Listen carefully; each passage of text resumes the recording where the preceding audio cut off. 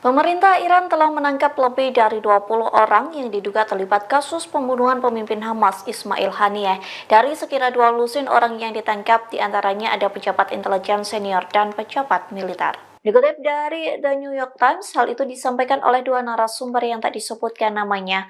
Mereka mengatakan penangkapan itu menjadi respon Iran atas kegagalan besar dalam mengamankan Haniyeh. Pasalnya Haniyeh tewas meski Wisma Tamu sudah dijaga ketat saat pelantikan Presiden Iran yakni Masoud Pezeshkian.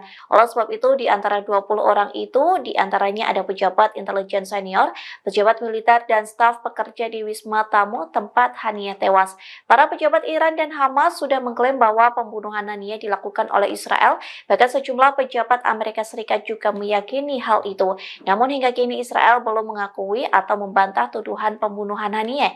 Dua pejabat Iran mengatakan saat ini Satuan Intelijen Khusus IRGC melakukan penyelidikan dan memburu orang-orang yang diduga terlibat. Sementara IRGC belum mengeluarkan pernyataan terbuka mengenai detail penangkapan atau hasil penyelidikan tentang pembunuhan Haniyeh.